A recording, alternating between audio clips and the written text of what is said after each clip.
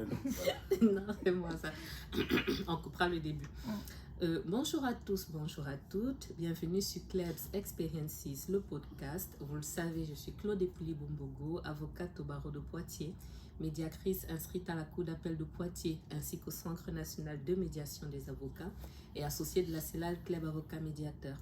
Alors, tant dans le cadre de mon activité, j'interviens dans différents domaines qui sont le droit pénal, le droit civil de la famille et du patrimoine et le droit des affaires.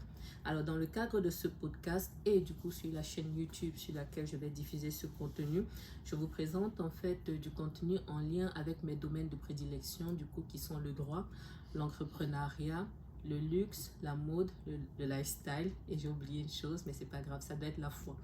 Donc aujourd'hui, du coup, épisode un petit peu spécial parce que je débute en fait les interviews dans le cadre de ce podcast.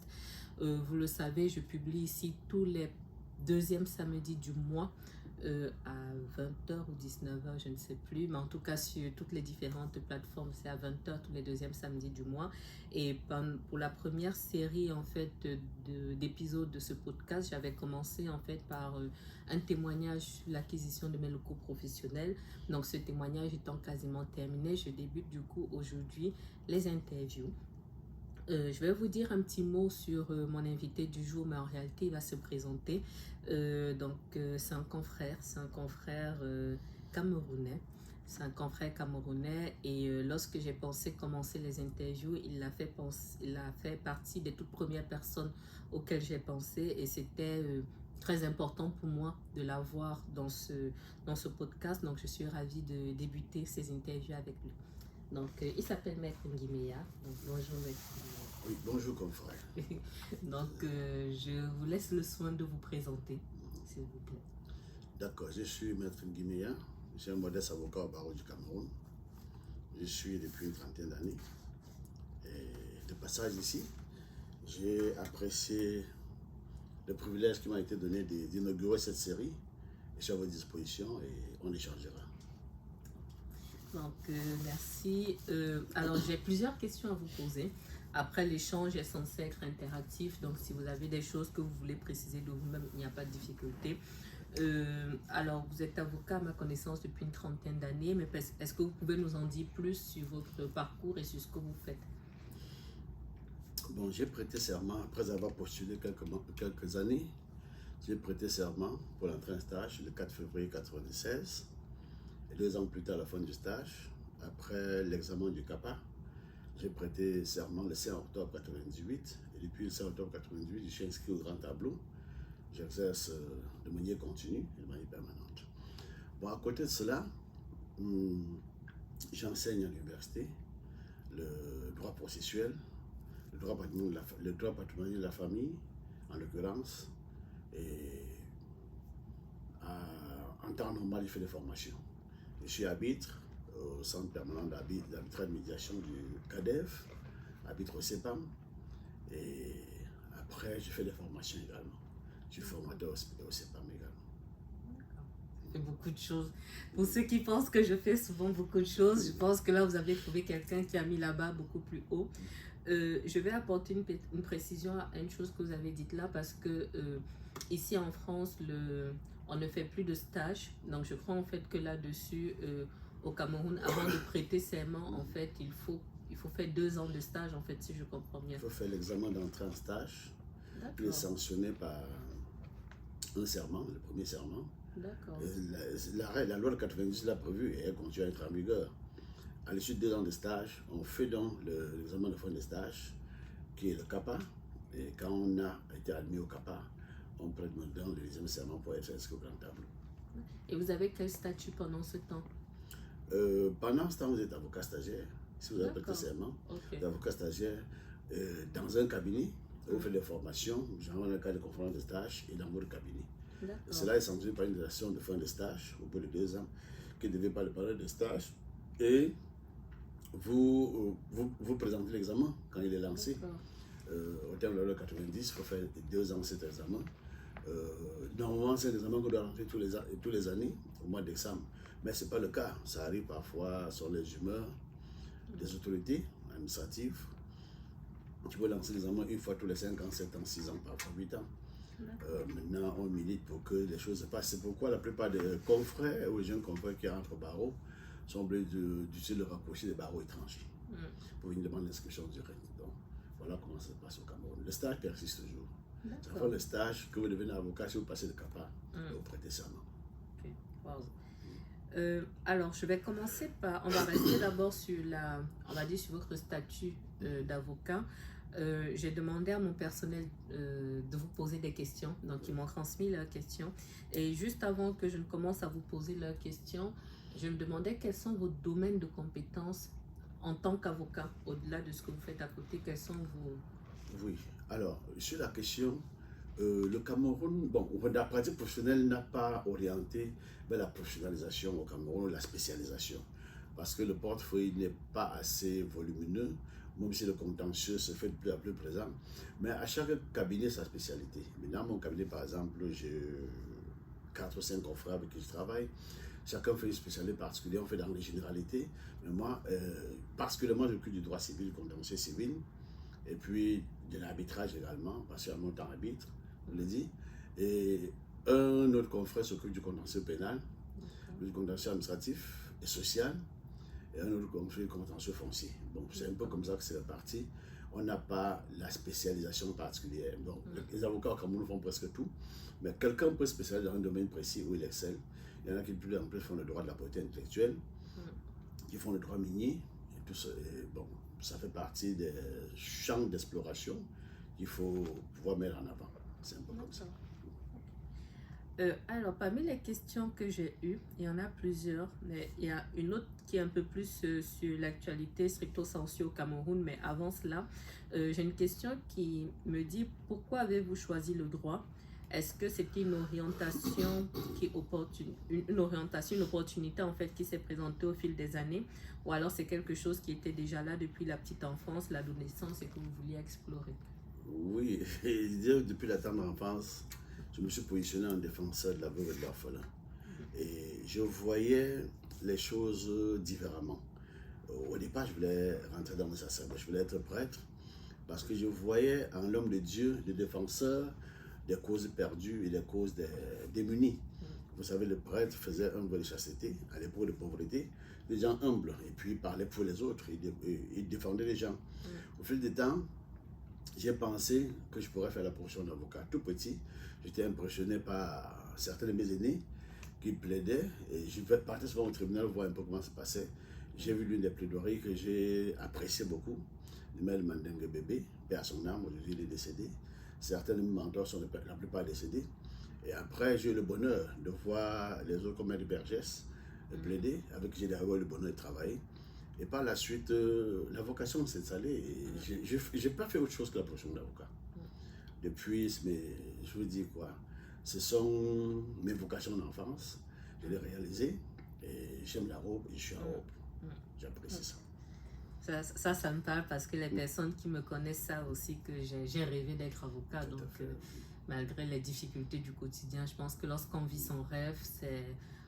voilà, on ressent les choses en fait autrement, quoi. Tout à fait. Alors toujours sur cette question-là, on demande en fait si vous avez la possibilité de vous installer comme en France, ou est-ce que le système est complètement différent et en quoi est-il différent? Donc en gros, le système camerounais et le système français. Oui. Bon, pour faire un peu le droit comparé, j'ai eu le bonheur de plaider la procédure ici à la 17e chambre, au tribunal de commerce Paris. Et j'ai eu l'occasion de faire des procédures ici à Meaux, au tribunal de commerce, de faire des procédures à Poitiers où nous sommes, de faire des procédures à Bordeaux. Et la différence est toute nette. Bon, surtout par la présence des mandataires au commerce, dans le tribunal de commerce de Paris, ce qu'on n'a pas au Cameroun. J'ai vu le prodome ici. Dans l'instrument de l'organisation judiciaire, ce n'est pas la même configuration, même si on met pour le même droit. Maintenant, pour revenir à la préoccupation principale, au Cameroun, il y a des réalités. À un moment, on a envisagé susciter la création d'un cabinet secondaire, mais c'est encore une discussion.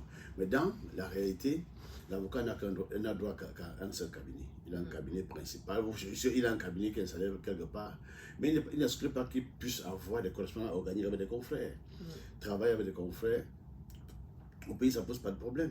Travailler avec des confrères dans le cadre national, Il peut lui se déplacer, faire des audiences ou se faire substituer, ça arrive, c'est possible, mais ça ne veut pas dire qu'il a élu domicile dans ces cabinets-là. Parce que quand il va plaider au Cameroun, son cabinet reste le point d'attache reste son cabinet. Par ailleurs, s'il va à l'étranger, que ce soit à Abidjan, cette possibilité est envisagée avec la CCG là-bas, la CCGA là-bas, que ce soit à Dakar, d'avoir une correspondance organique avec un confrère, où il peut lire domicile là-bas, comme ici. Il lit domicile ici, il fait le suivi des procédures.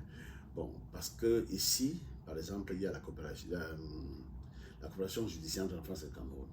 Les avocats camerounais viennent ici plaider comme les avocats français vont plaider. Il faut seulement lire domicile chez un confrère ici pour faire la procédure sans problème. Donc, on n'a pas les cabinets secondaires au Cameroun, mais on peut avoir un point focal. La loi n'a pas interdit ça.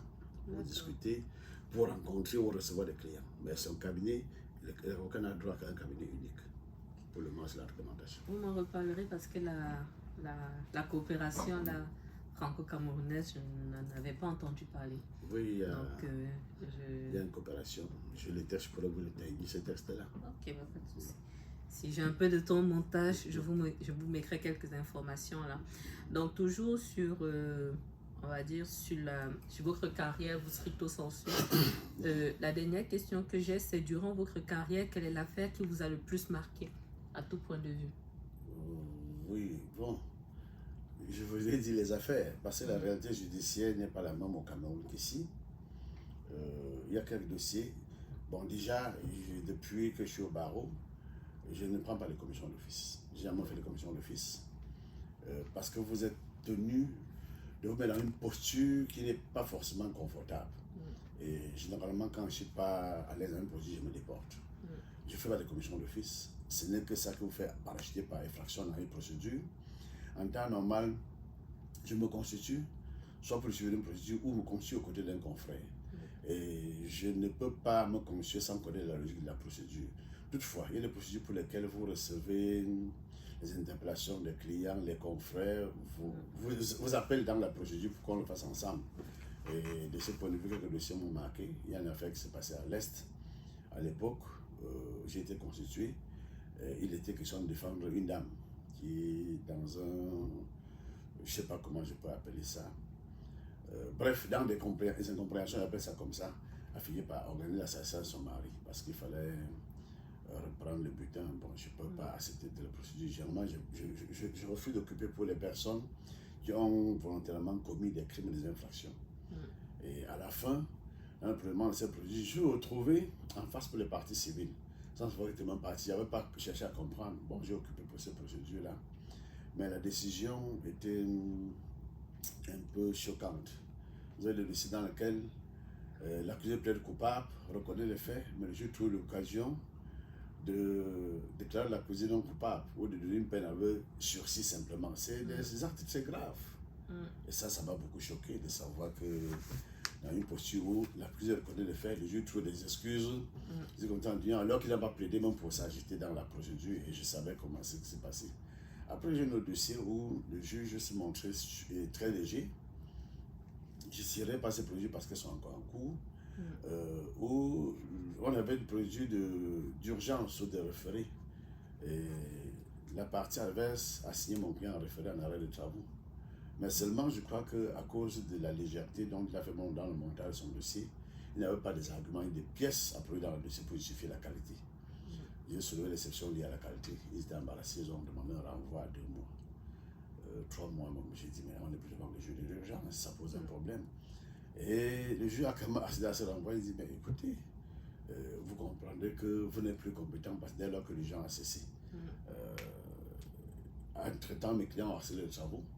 On termine en 1 mois, on fait l'état des lieux, le PV du dossier et tout, démontré que les travaux sont finis.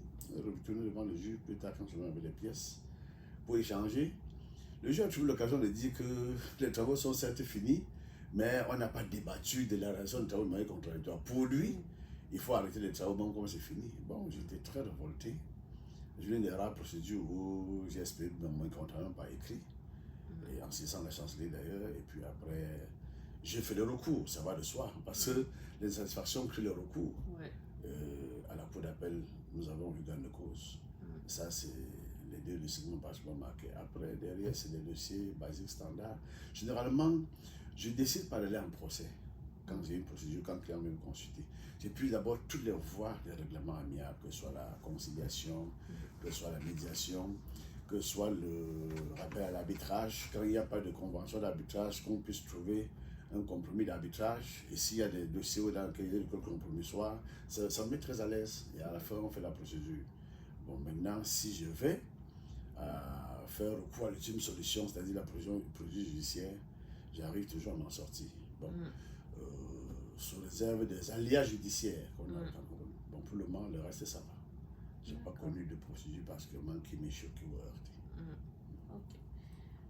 Là, on va attaquer un autre grand pan en fait de notre interview qui concerne en fait votre qualité d'avocat, on va dire en Afrique, parce que vous exercez à titre principal au Cameroun, même si vous voyagez pas mal en Europe, en Amérique, mais surtout en Afrique. Et tant dans les questions qui m'ont été transmises que les questions même que j'avais, je me disais qu'il y avait forcément des spécificités ou alors des difficultés que vous pourriez rencontrer au Cameroun et que vous ne rencontrerez pas forcément hors du Cameroun ou hors de l'Afrique. Donc, est-ce que vous auriez des exemples comme ça ou des points que vous pourriez relever par rapport aux difficultés que vous rencontrez sur le terrain? Oui, bon, je ferai d'abord encore le droit comparé, mais procéder par élimination. Ici, le contexte est différent, il faut le reconnaître. Et en Afrique, en l'occurrence au Cameroun, l'accès à la justice pose un problème. Les infrastructures posent un deuxième problème. Il est difficile de tenir des audiences dans des salles décentes. Les salles d'audience sont parfois délabrées et parfois dans un piteux état, il n'y a pas d'instruments de communication comme le micro. Bref, et puis après, comme il fait chaud, c'est parfois invivable de faire des audiences au Cameroun. On n'a pas de salle appropriée, des juridictions qui n'ont qu'une seule salle pour faire toutes les audiences, ce qui fait que ça engorge un peu la justice. Pour les engorger, il faut créer de nouvelles salles. On n'a pas les infrastructures de manière globale, c'est un peu ça. L'autre problématique reste peut-être la formation et l'insertion des magistrats. Figurez-vous, depuis la dernière session du conseil supérieur de la magistrature, il n'y a pas eu de conseil. Par conséquent, il n'y a pas eu de mouvement, ni d'affectation, ni d'intégration.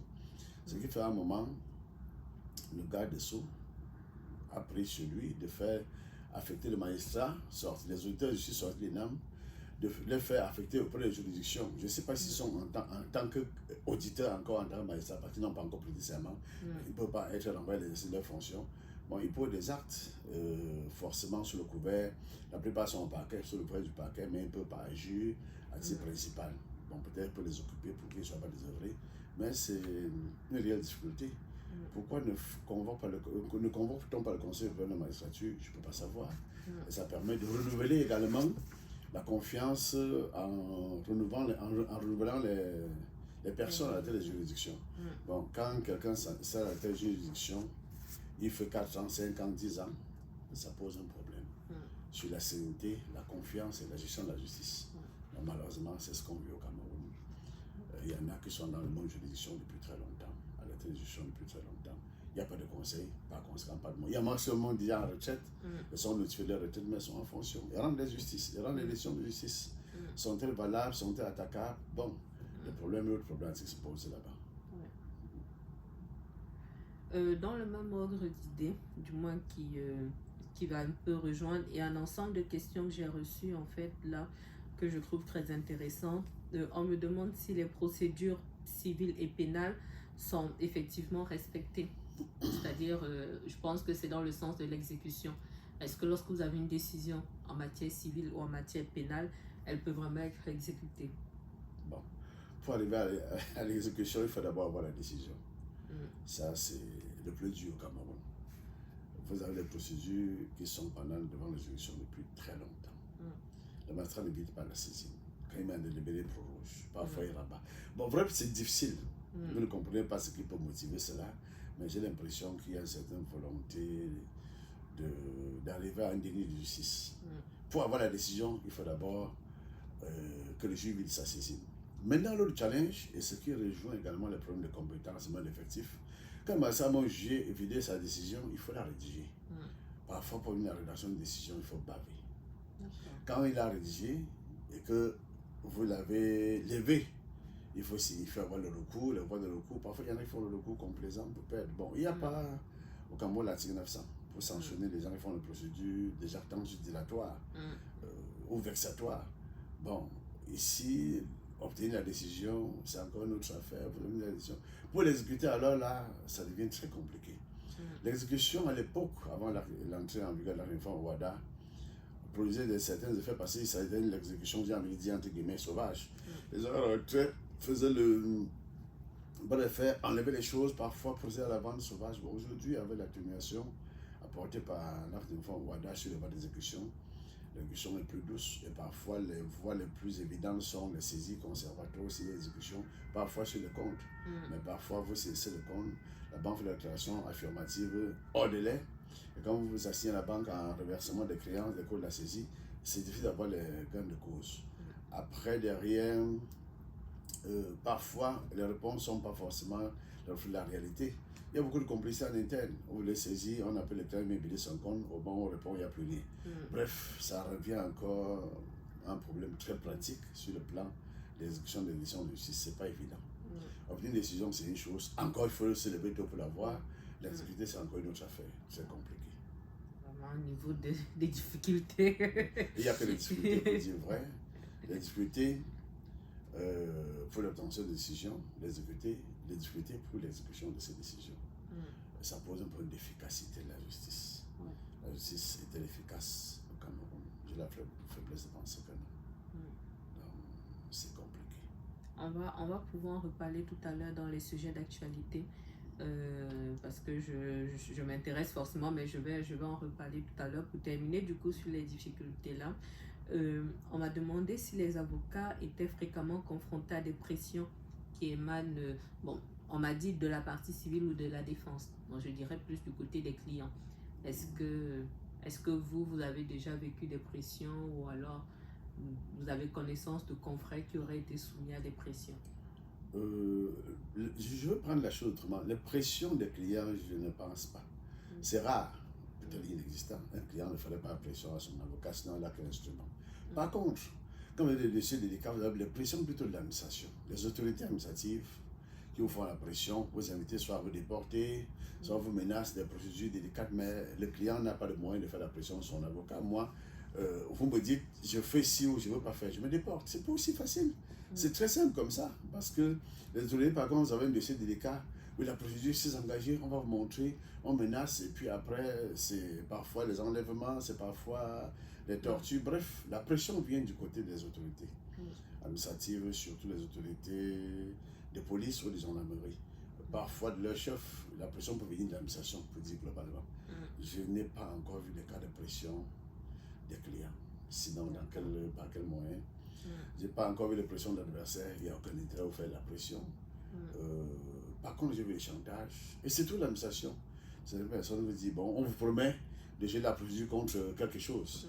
Bon, pour ceux qui sont légers et frileux, ça marche. Mais vous faites un truc comme ça dans le groupe devant moi, vous aurez de la peine à en sortir. Ça ne marche pas.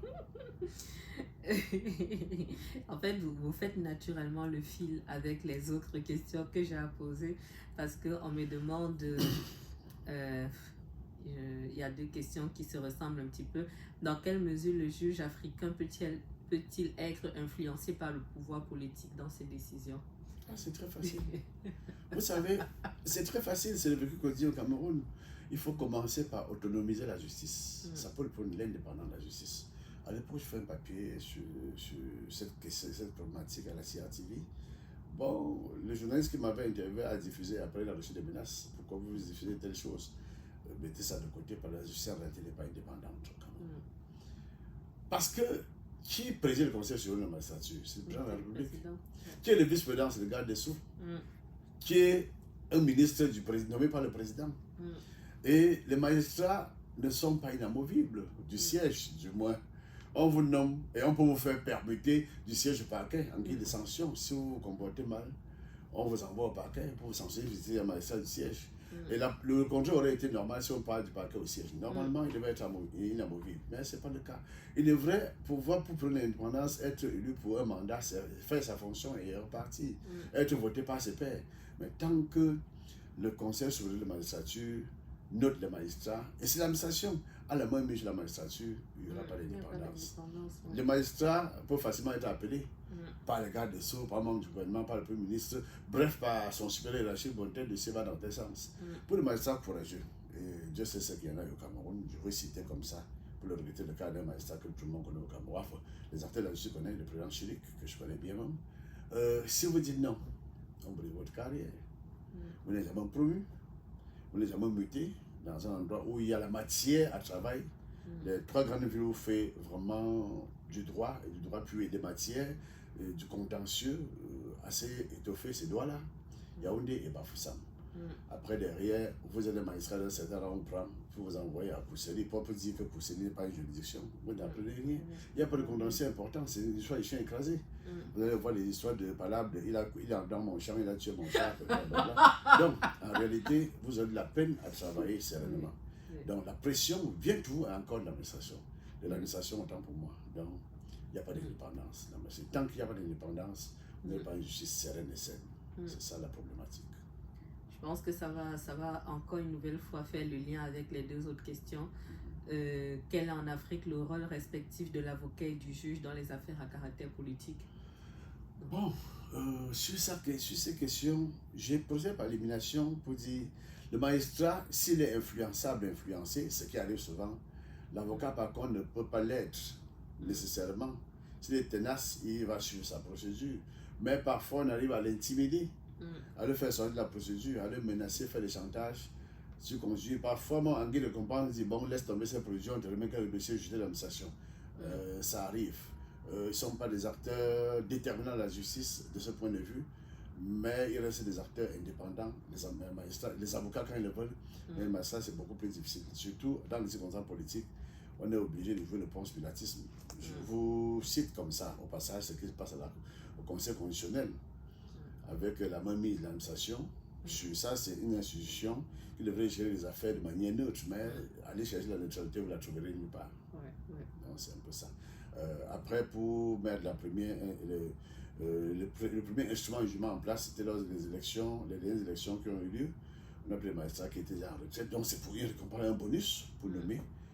Pour la grande majorité, en dehors de quelques 2-3 qui étaient des magistrats encore en fonction et jeunes, qui avaient encore la capacité de travailler. Les autres, on prend les magistrats mis à la retraite.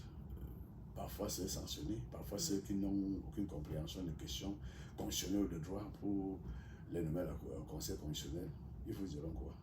En dehors de la récompense à celui qui les a nommés, ils ne prendront pas de décision contre lui. Sauf s'ils sont courageux, et après pour les courageux, on sait ce qui les attend. Mais ça, il a dit, est-ce qu'il y a des courageux? De plus en plus, il n'y en a pas. Parce qu'il faut être courageux. Les courageux ne restent pas dans la magistrature.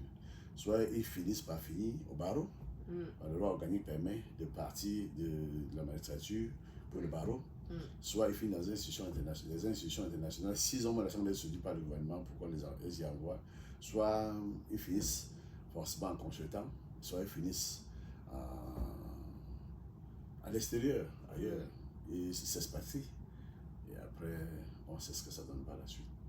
Je trouve que c'est un petit peu un tableau qui est un petit peu décourageant, si je peux dire ça comme ça, ou un tableau un peu sombre. Après, si c'est la réalité. Oui, vous y mettez un peu d'euphémisme. C'est pas seulement décourageant, c'est sombrement décourageant. Parce que quand vous voyez les magistrats qui sont empêchés de faire leur tâche dans l'intérêt de la justice, dites-vous parfois, comme on dit en matière pénale, à qui profite le crime. Ça ne rend pas service. Sinon, ça profite seulement corrompus, ça profite simplement aussi aux gens qui n'ont pas intérêt à voir les choses avancer dans le pays et à ternir l'image de la justice. Et en l'occurrence, à apporter du discrédit pour la justice. Vous savez, tant que les indicateurs d'une bonne justice sont des régulateurs de l'émergence, les affaires qui sont gérées dans un environnement où la justice est juste, on peut être sûr qu'il y aura l'émergence. Mais on est arrivé aujourd'hui par mettre en place l'acte d'une forme OADA pour harmoniser le monde des affaires et créer une certaine sérénité. Mais je peux vous dire que j'ai l'impression, après les analyses et les rendus de la mise en œuvre de l'acte OADA, qu'on n'a pas atteint l'objectif ou la vitesse de croisière, encore moins le résultat escompté. Parce qu'aujourd'hui, est-ce que les affaires sont dans un environnement de sérénité au Cameroun. Je leur fais penser que non, parce qu'aujourd'hui, la justice n'a pas les instruments, les moyens de sa politique. Et de ce point de vue, les magistrats qui rendent la justice, non seulement sont mal entretenus, mal encadrés, mal accompagnés, et ce qui crée la misère, et la misère est le cousin germain, la cupidité, la corruption. La corruption fait son lit et on voit ce que ça donne. C'était justement ma dernière question, l'ampleur de la corruption au sein de la justice africaine. Elle est très accrue parce que on a souvent l'habitude de pingler les policiers, mais eux, c'est des petits championnats. Le Champions League, la corruption, c'est dans la magistrature. Et on ne voit pas très bien cela. Donc, les magistrats, on les met dans des conditions de misère pour qu'ils misèrent la justice et deviennent corrompus. Comme par exemple dans le secteur des impôts, de la douane, c'est le corps qui est assez corrompu. Bon, on voit c'est pas les policiers parce qu'ils sont en route, ils sont visibles. C'est la face visible de l'iceberg. Et puis les petits 500 000 francs aux gens, je crois que c'est beaucoup. Mais dans la magistrature, la corruption a atteint la vitesse de croisière.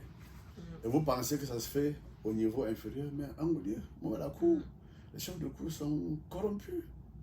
Et parfois, le maintien est proportionnel au degré de corruption, parce que quand ils corrompent, et ils font la corruption, ils sont obligés de repartir, rendre grâce au fait de, je veux dire quoi, la rétribution, la gratitude à leur Dieu. Pour quand le Dieu qui a des demi-dieux en bas, c'est un peu compliqué. Il est difficile. On a quand même des magistrats intègres qui font du boulot, mais c'est des cas rares. On n'en a pas beaucoup. Il y a des jeunes qui ont des ambitions, mais on les brise très vite. Quand on voit les langues venir, on les brise très vite. Soit ils ne lancent pas de promotion, soit ils ont une promotion après avoir bavé, soit ils ont la promotion, on les envoie là où ils vont déranger personne. Et là, naturellement, j'en connais beaucoup, malheureusement que je ne peux pas citer. Le pas de représentant pour ces derniers, j'en connais beaucoup. Mais quels sont justement, pour terminer justement sur ces questions-là, parce qu'effectivement on a un tableau qui est assez sombre, mais en même temps c'est la réalité du terrain, mais j'ai envie de dire, qu'est-ce que nous on peut faire? Qu'est-ce qu'on peut faire pour que les choses se passent autrement? Qu'est-ce qu'on peut faire surtout pour nous autres de la diaspora pour apporter notre pierre à l'édifice? Quelles pourraient être les pistes de solution à votre avis? Oui, bon, c'est pas la diaspora qui viendra changer l'état des choses. C'est nous-mêmes les acteurs qui devons concourir à changer les choses. C'est la volonté politique déjà. Il faut faire des états généraux de la justice. L'actuel garde de Sceaux qui fut à l'époque ancien garde de Sceaux avait ce leitmotiv. Depuis qu'il est revenu aux affaires, ce discours a disparu un peu. Faire l'état généraux de la justice. Commencer à promouvoir l'indépendance de l'appareil judiciaire. Oui, on me dit que c'est un pouvoir judiciaire, il est indépendant, mais c'est la façade. Après, reconnaître à César ce qu'il y a à César, donner les compétences aux gens compétents pour faire le travail. Et il y en a beaucoup. Le Cameroun, la crème des intelligences, c'est de quoi je parle. Quand j'ai le bonheur de plaider à l'international, de voir certains confrères, des Camerounais qui émergent sur le plan international, il y a la matière. Donner des compétences et non faire des copinages dans les nominations, donner la place aux meilleurs. On va commencer par renforcer les capacités pour faire la promotion de l'excellence.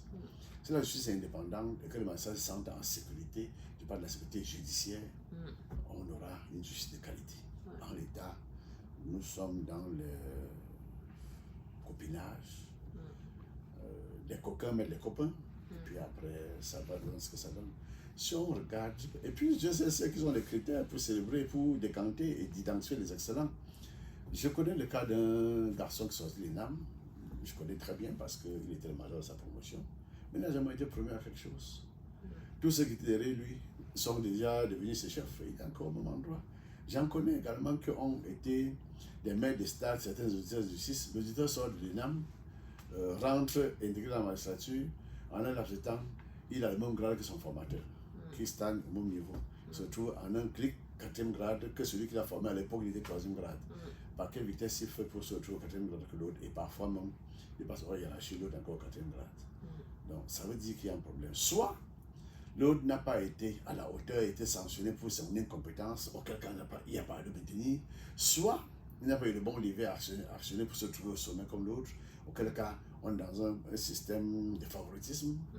Soit il a des règlement de compte pour un dossier ou pour l'autre. Donc si on réussit à établir l'équilibre, la justice, compétence, vous allez voir, les magistrats seront compétents, ils auront la motivation pour leur travail, en sachant que c'est un travail de qualité. Il faut le faire, les États généraux. Tout passe par le magistrat. On a des magistrats de qualité, des magistrats bien formés, des magistrats compétents. Après, il faut accompagner avec les greffiers. Les greffiers qui aiment le travail, qui font le travail. Normalement, le magistrat seul ne peut pas faire la justice. Il y a la magistrature, il y a les auxiliaires de justice. Et je ne veux pas laisser du reste le corps des avocats. Il y a les avocats qui sont là pour porter les sacs magistrats. Il y a les avocats qui sont là pour faire le suivisme, pour faire tout sauf le droit. Mais après, c'est eux qui gagnent les procédures. Ça encourage comment? Pas du tout. Vous avez un dossier où tout est blanc. Tout le monde voit que c'est blanc, mais ça veut dire que c'est noir parce que l'avocat dit que c'est noir. C'est pas bon. On a besoin de reformer tout ça. Tous les auxiliaires de justice, à commencer par les avocats, les huissiers, les notaires, faisons des actes qui intègrent les bonnes pratiques. Après, derrière, le reste va sur vous aurez une justice de qualité. Vous savez, des petits pays qui ont mis l'accent sur la qualité. Vous voyez ce que ça donne sur le travail qu'on fait dans le fond. Je prends souvent des exemples, on ne peut citer ça, le Rwanda. Comment les choses évoluent, comment la justice fonctionne et le rendu de la justice. Ils sont nombreux des petits pays qui font des choses excellentes.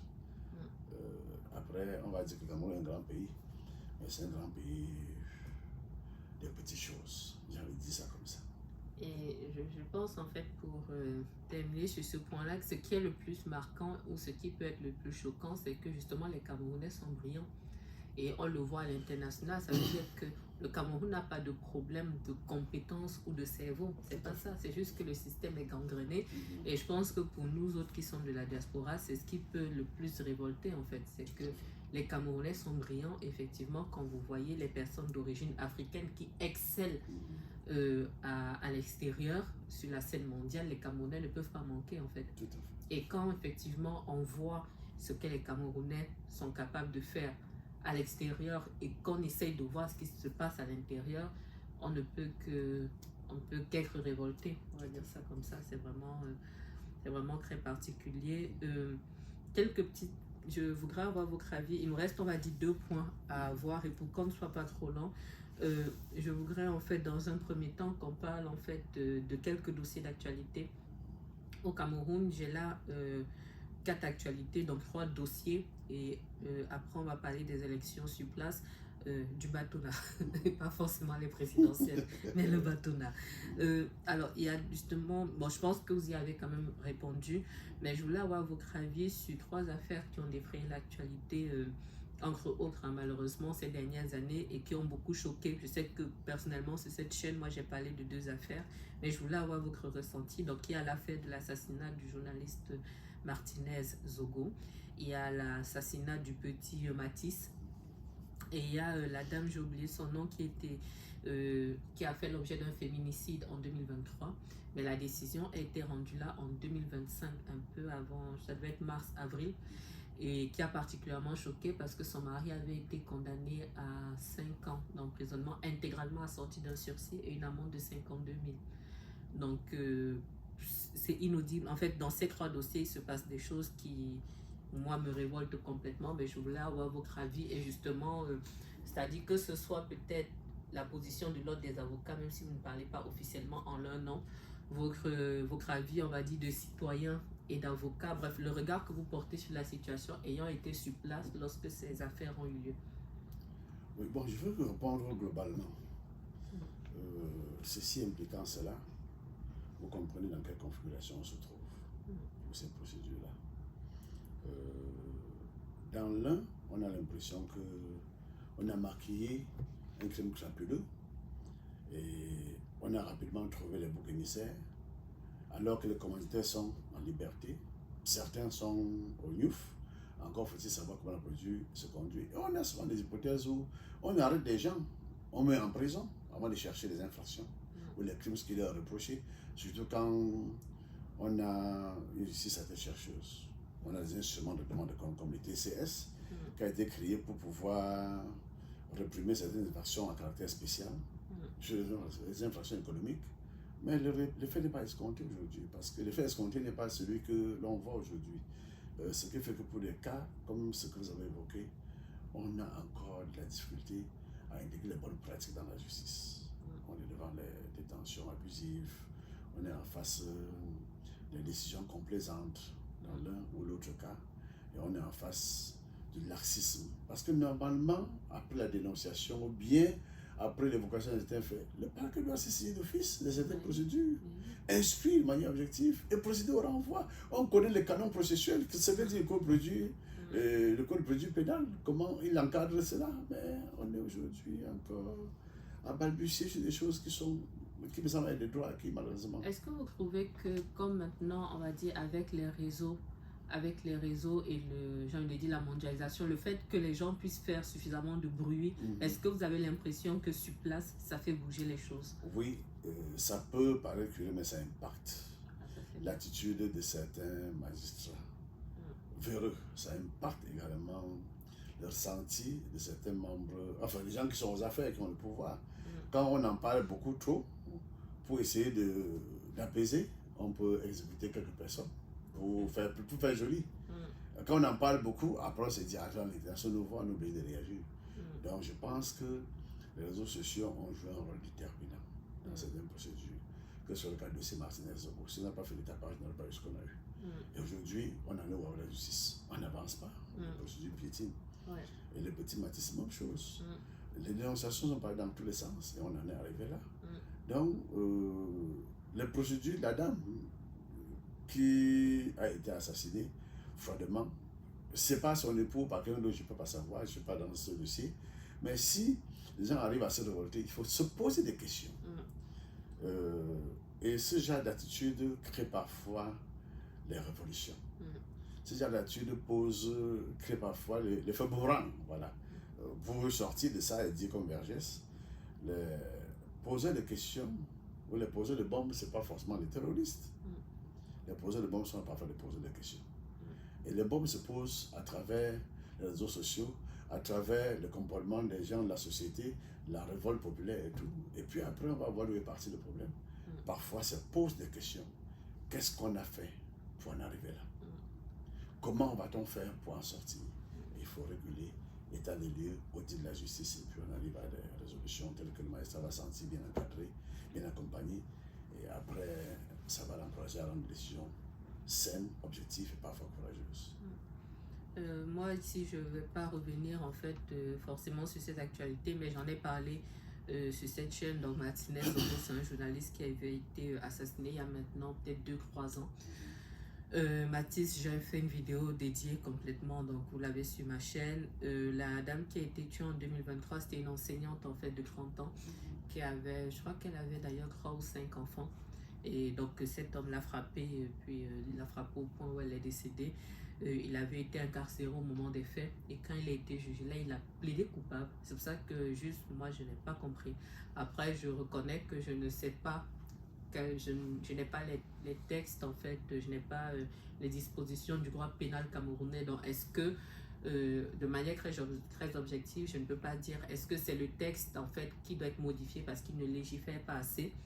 Est-ce que c'est la juge, en plus femme, qui a été extrêmement complaisante dans ce dossier? Je ne pourrais pas vous dire, mais toujours est-il que pour moi, ce n'est pas audible. Parce que dans un environnement où la question des violences conjugales est quand même une question majeure, que quelqu'un se retrouve en train de payer une amende de 52 000 après avoir tué sa femme, elle avait 30 ans. Voilà, moi je fais partie des personnes qui en parleront toujours pour dire les femmes ne restez pas. On est dans une société où si vous n'êtes pas marié, vous n'êtes pas grand-chose, ne restez pas dans des configurations comme ça. Et pour la justice, c'est vissé, quoi. C'est vissé. Dernier point sur le Cameroun, les élections au Batona. Dire les élections au Batona, je veux corriger, on dit les élections au Conseil de l'Ordre. Bon, il y a une assemblée générale qui a été programmée.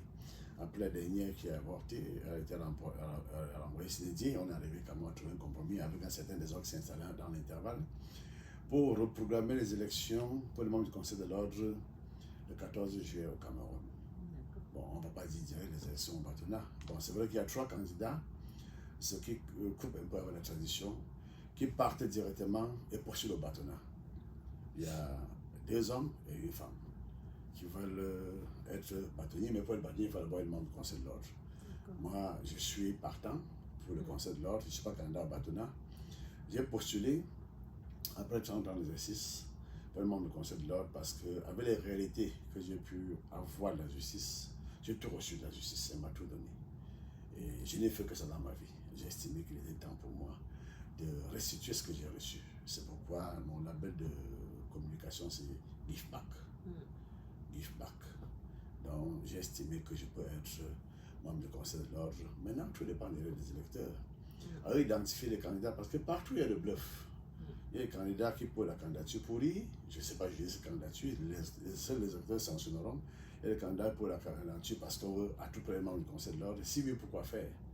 Je postule au Conseil de l'ordre parce que j'estime que j'ai beaucoup reçu du barreau, mais je peux aussi apporter ma modeste contribution dans les formations, dans l'encadrement de l'éthique, de la déontologie. J'attache du prix à cela parce que les jeunes maintenant jouent beaucoup avec les questions de déontologie. Et puis la formation continue parce qu'au barreau, il n'y a pas une école de formation.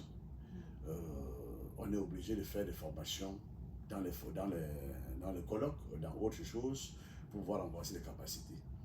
Et si je suis membre du Conseil de l'ordre, je crois que j'apporterai ma modeste contribution. Maintenant, si derrière les confrères estiment que je n'ai pas la poigne pour rentrer dans le Conseil de l'ordre, apporter ma modeste contribution, je respecte cela. Et je me consacre à mon cabinet, encore que elle, membre du Conseil de l'ordre, est très prenant. À l'époque, quand ma reine était membre du Conseil de l'ordre, j'ai vu comment c'était absorbant. Et elle fut d'abord membre du Conseil de l'ordre barreau de Mauritanie, où elle a exercé à l'époque avant de venir au barreau Cameroun. Et elle, membre du Conseil de l'ordre, ça demande beaucoup de sacrifices. Les déplacements, arriver à assister aux réunions du Conseil, bref, être dans une obligation de veille. Mais après, ce n'est pas évident. Et en contrepartie de quoi, ce n'est que l'ingratitude. Parce que les confrères, quand vous les recadrez, vous devenez leur ennemi. On pense qu'on parle là pour faire le copinage ou les amitiés, ou faire ami, comme on dit au quartier. Maintenant, si vous voulez que l'ordre soit debout, il faut redresser les comportements. Prescrire les comportements qui sont des comportements exemplaires. Il y a des choses qu'un avocat ne devrait pas faire pour ne pas être étiqueté. Malheureusement, ces cas sont légion au barreau du Cameroun, où les avocats font n'importe quoi et n'importe comment, parce qu'ils disent être des avocats et parfois des intouchables. Et ce n'est pas bon. On doit prêcher par l'exemple pour pouvoir mériter cette qualité d'avocat et pouvoir donner un bel exemple aussi à la génération qui vient derrière nous. Donc, c'est pourquoi j'ai cru devoir postuler pour solliciter le suffrage de mes confrères pour être élu membre du Conseil de l'ordre. Si c'est le cas, j'en serai heureux. Si ce n'est pas le cas, je prendrai acte de leur choix et je me soumettrai à leur choix. On va avancer comme ça. Il y en a combien au Conseil de l'ordre? Il y a combien de membres? Le Conseil de l'ordre est fait de 15 avocats. Et parmi les 15, on élit un bâtonnier. Bon, il faut dire aussi le scrutin, le mot de scrutin est un peu archaïque, parce qu'au cours de cette Assemblée générale élective, on procède à 3 élections. Et à chaque fois, c'est le même process archaïque qu'on met en place. Il faut élire d'abord le président de l'Assemblée générale et son vice. Et ça se fait par un scrutin manuel. Il faut écrire les noms. On lit, et on le dit, en même temps, 4 000 avocats, imaginez de lire 4 000 noms. On va faire le dépouillement pour avoir le résultat. Quand on a fait cela, l'Assemblée installe son bureau pour qu'on élise les membres du Conseil de l'ordre. Et quand on a fini les membres du Conseil de l'ordre, si au moins c'était eux qui élisaient les bâtonniers, on comprendrait. Mais il faut recommencer pour refaire les élections pour élire maintenant les bâtonniers parmi les 15 membres du Conseil de l'ordre. Donc on a 15 membres du Conseil de l'ordre, parmi lesquels sort un bâtonnier. Et actuellement, on est 52 postulants. D'accord. À postuler à 15 places. Oui. À postuler à 15 places. Bon, après derrière, la communication se fait tant bien que mal, parce qu'il y en a qui font des sorties inappropriées. Il y en a qui mettent beaucoup d'argent. C'est bien comme un fonds de commerce. Bon, je ne sais pas ce qu'on dit, je ne sais pas s'il y a un salaire ou pas qu'on paye, à ma connaissance, non. Mais il y en a qui investissent toute une fortune pour être membre du Conseil de l'ordre. Bon, je n'ai pas déjà la fortune à investir dans le Conseil. J'ai ma disponibilité à donner. Et après cela, en contrepartie de ça, je n'attends rien. Je voudrais faire cette fonction de manière spontanée et pro bono. Mais comme je n'investis rien, en dehors de ma disponibilité, je n'ai pas d'argent à donner pour faire manger les confrères. Et ça devient un peu, ce n'est plus comme avant. Aujourd'hui, on vous vote en fonction de ce que vous avez donné. Mais je ne crois pas que c'est utile de le faire pour moi. Je le ferai pas de toute façon. je pense que j'ai une éthique, je respecte ma façon de faire, ma vision. Ceux qui adhèrent, on va construire le barreau ensemble. Ceux qui se déportent, je respecte leur position et on va avancer ensemble au barreau, c'est tout. Moi, je pense qu'il y a quand même encore des gens qui ont certaines valeurs, même si je reconnais que l'environnement est compliqué, mais je pense que, du moins, c'est le vœu que j'aimais et puis j'ai foi. J'ai foi. Le Camerounais, c'est d'abord quelqu'un qui a une foi en l'avenir. Qui a la rage de vivre, qui a le mental, donc il faut y croire dans tous les cas. C'est notre pays, on n'en a qu'un, même si pour moi j'ai la double culture, mais on n'a qu'une seule origine, si je peux dire ça comme ça. Autre question, on est quasiment à la fin de cette interview. Équilibre vie privée, vie professionnelle. D'accord. Là, ça devient complexe et c'est très déséquilibré. Je vous réponds comme ça avant de faire le commentaire. Allier vie privée et vie professionnelle, c'est très compliqué pour un avocat, avec un A, tout court. Je ne veux pas faire la distinction entre avocat et avocate parce que there's no lady at the bar. Dans au barreau, il n'y a que des avocats. Qu'on soit homme ou femme sur la robe, on reste avocat. Mais c'est compliqué. Très compliqué parce que si vous voulez être un avocat brillant, vous êtes astreint à des sacrifices importants. D'abord, la rigueur, la discipline, pour travailler, faire le suivi des dossiers de manière professionnelle, ça, c'est pas une mince affaire. C'est absorbant. Après, derrière, si vous avez à ajouter les déplacements, la concentration, les échanges du cabinet, déplacements, suivi des procédures, c'est compliqué. Après, derrière, rentrer chez vous et trouver la paix et le sommeil tranquille. Si vous rentrez des heures incongrues, parfois votre partenaire pense que vous faites autre chose en dehors de la profession d'avocat. Si vous déplacez beaucoup, ça devient compliqué d'allier la gestion du ménage avec la gestion des difficultés professionnelles. Parfois, vous avez des difficultés. Vous êtes parti pour une audience pour un jour, vous trouvez en train de faire 2-3 jours. Bon, si vous avez un partenaire difficile, j'ai envie de dire ça comme ça, ça devient difficile pour vous d'allier les deux. Mais c'est très compliqué. C'est pas évident parce que pour pouvoir gérer ça, il faut pouvoir avoir la posture de quelqu'un, de la patience et surtout savoir gérer la flexibilité entre les deux composantes. C'est pas évident. C'est pas évident. Déjà, le déséquilibre est très, très fort entre profession, vie privée et vie professionnelle. C'est pas évident. Il faut trouver le moyen pour pouvoir encadrer cela. Et ça, Dieu sait que c'est pas évident. Moi, je suis totalement d'accord avec vous et je pense que c'est malheureusement un peu partout. Et je pense qu'au-delà de la profession d'avocat, c'est un petit peu le prix de la réussite. C'est que il n'y a pas de réussite sans sacrifice et que les meilleurs, en fait, sont très, très souvent ceux qui sacrifient le plus. Il n'y a malheureusement pas de succès sans sacrifice. Et le corollaire, justement, que je voulais vous poser comme question, c'est avocat et santé mentale. Oui, là encore, vous êtes dans la problématique, je veux dire quoi, la pratique professionnelle et ses incidences. Je voudrais poser la question comme ça. Vous savez, parfois, quand on est attaché à sa profession, quand on aime, certaines procédures vous amènent à faire corps avec le procès, avec le dossier. Et parfois, vous portez les peines et les douleurs des autres. Quand vous vivez le procès, d'ailleurs, Émile Pollack, que j'ai le bonheur de dire, souvent vous dit, si vous voulez être avocat de la défense, assurer la défense, faites corps avec le procès. Mettez-vous dans la posture, la peau du client pour comprendre ses réalités. Quand vous n'êtes pas dans la peau du client, vous suivez la procédure. Le procès, vous voyez, vous portez, vous avez le souffle-douleur, vous portez les difficultés du client, c'est son problème. Et du coup, ça vous pèse. Et si vous voulez faire l'alliage entre la personnalité et le suivi, la procédure, vous êtes obligé d'entrer faire des recherches, faire des fouilles, lire. Et du coup, la plupart des avocats, vous l'avez noté, sont victimes de burn-out.